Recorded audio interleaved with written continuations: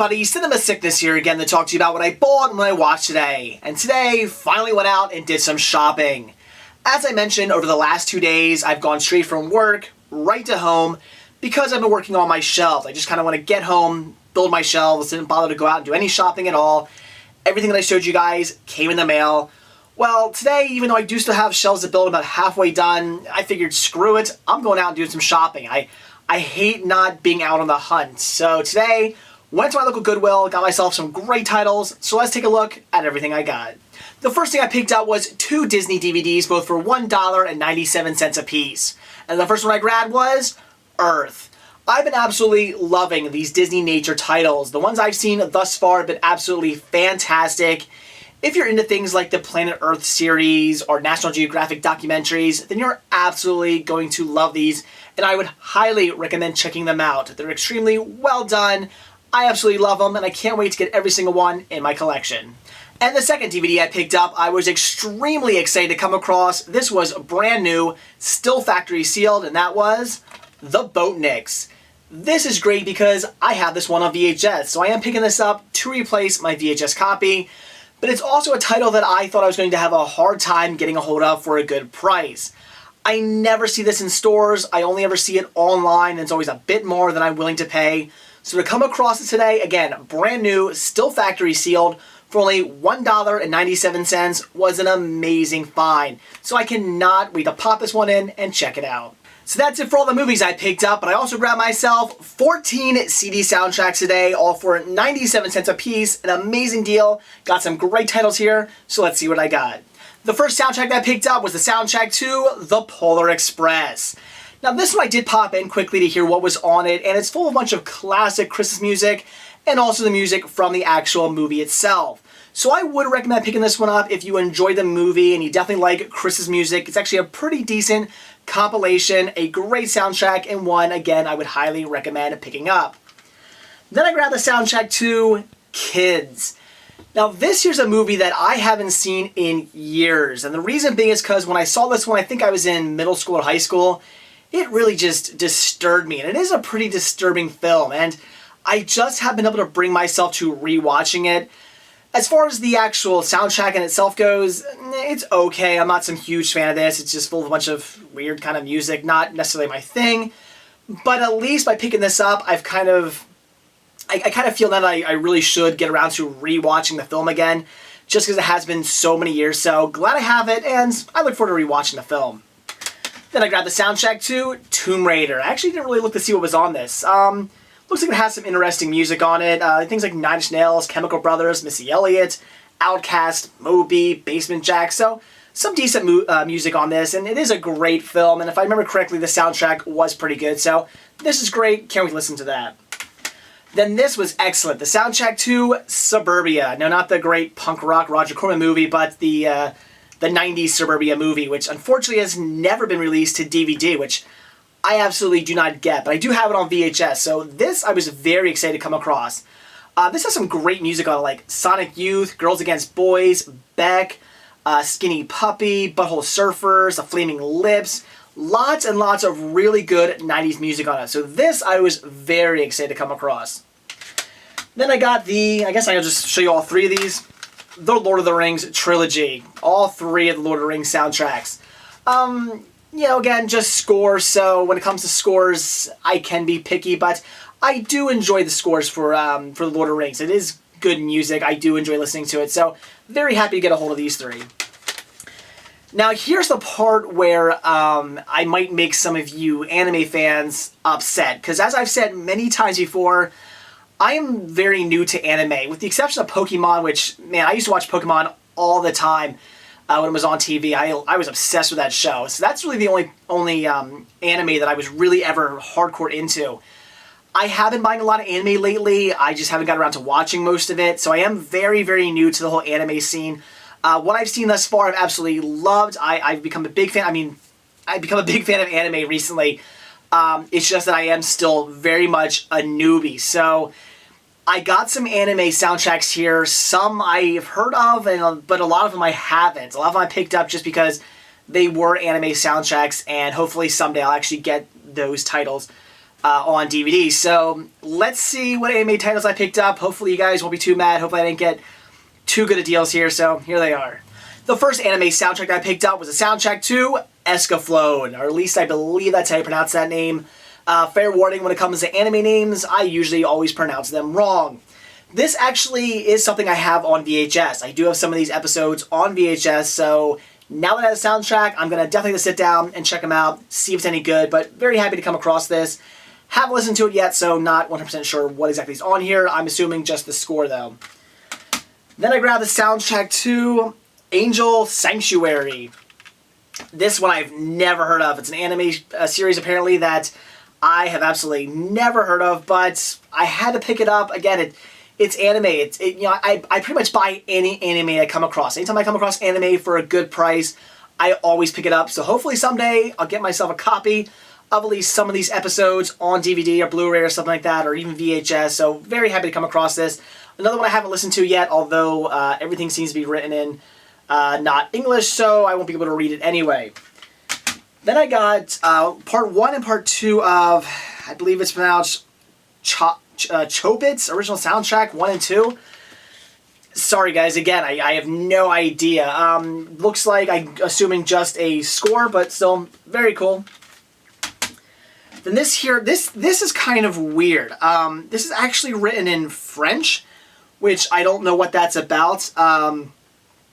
Something, I guess it's, I honestly forget the name of it. I did look this up though. It was something like the girl, like the revolutionary girl, Utina or something like that. I have no idea. I'm really not sure. But like I said, kind of odd that it's written in, I think, French or something anyway. The Eve of Absolute Evolution Revolution. Again, haven't popped this one in yet. Really know nothing about this, but had to pick it up. This one I did listen to. Then I grabbed, Jesus Christ, AI Yori Aoshi, I guess? Jesus Christ, I have no idea. I'm sorry, guys. I'm really bad at pronouncing Japanese anime titles.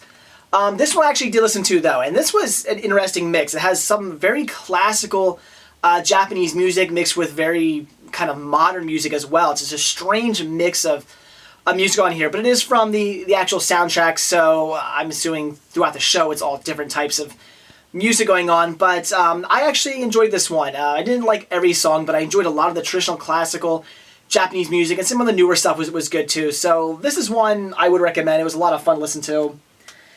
And the last soundtrack I picked up was the soundtrack to Ah My Goddess, the movie, which is actually a movie I do own, but I haven't got around to watching yet, so now that I have the soundtrack, I'm definitely going to sit down, check the movie out.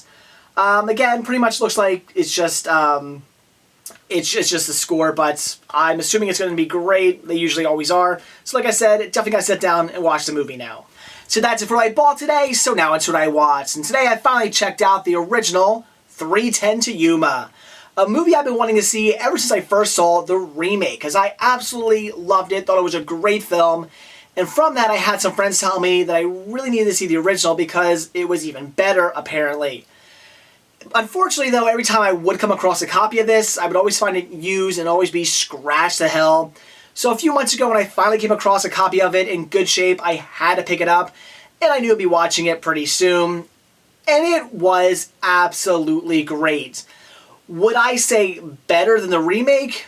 Not necessarily, but I wouldn't say it's worse either. I would say both movies are pretty equal, because they did feel very different. Even though it's the same story, the remake is a bit more, I mean, obviously it's a bit more modernized and more action-y. It's not as slow-paced, whereas this movie is slow-paced, but regardless, it's a really well-told story, all about two men who have, completely different lives, should absolutely hate each other, but even though they do dislike each other, they also kind of respect each other in this weird sort of way, and kind of not necessarily become friends, but it's just this weird sort of I don't necessarily want to use the word friendship, but it is sort of a friendship that they kind of make in the end. It's very weird, this relationship between these two people, but it's very, very well done. We have our main bad guy in the movie, who is a stagecoach robber. He's wanted. He killed a man. which he did in all fairness in self-defense. He doesn't necessarily go around just killing people. He's kind of like a bad guy, but with like morals. Is in a way he's not a complete douchebag. He robs people and that's what he does for a living, but at least he's kind of nice about it, and I really enjoyed his character for that. Then we have our main character who's just an average cattle rustler, or I guess you could say a cowboy. He herds cattle around, and he's just kind of a guy just trying to make a living, has his wife and his family, but he ends up getting mixed up with this guy because they capture him, needed to put him on the train to the 310 to Yuma, and nobody really wants to do it because this bad guy is kind of notorious for being a killer and being a bad guy. Even though I said he was kind of nice, he is known for not being a very nice guy, so nobody really wants to do it, but they say, hey, whoever does it, we'll give $200 to. And of course, well, our character really needs the money badly. His cattle aren't doing so well. He needs to rent some land with some water on it, so he wants the $200. So he says, I'll do it. I'm going to take him to the train, to get him on the train to 310 to Yuma.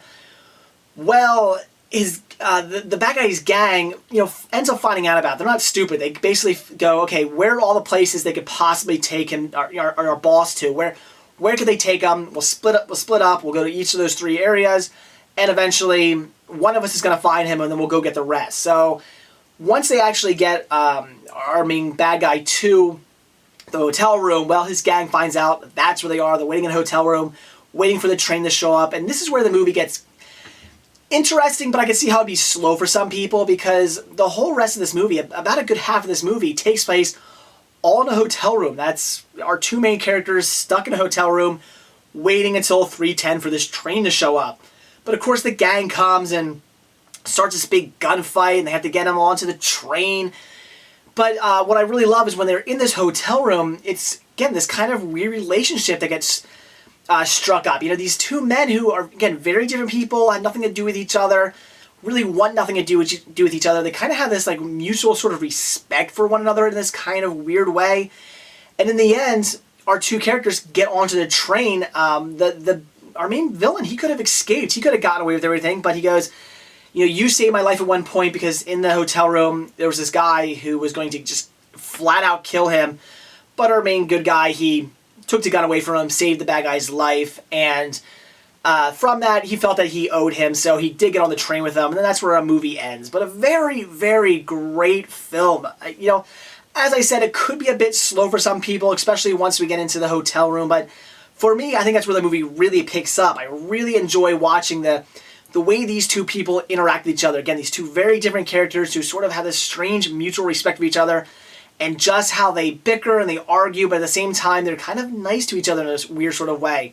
So I would definitely recommend the original 310 to Yuma. A great watch, especially if you're into Westerns.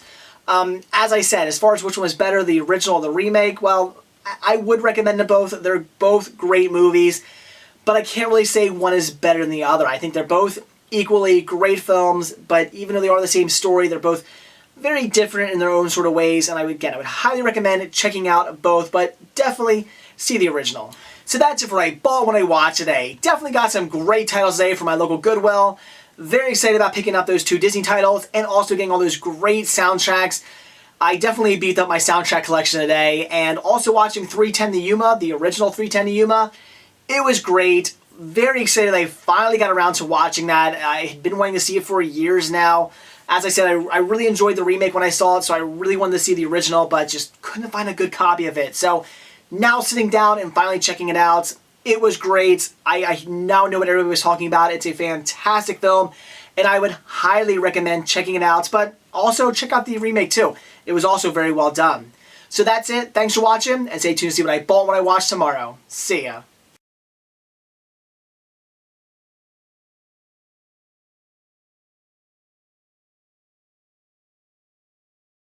As I mentioned, the last 2 days, hadn't gone out and done any shopping because I've just gone from work. Like I said, the last 2 days, hadn't been out because I've just gone right from work. It's a movie that I saw many years ago. I think when I was... Fucking goddamn kidding me. Hello? Hello? Fuck you.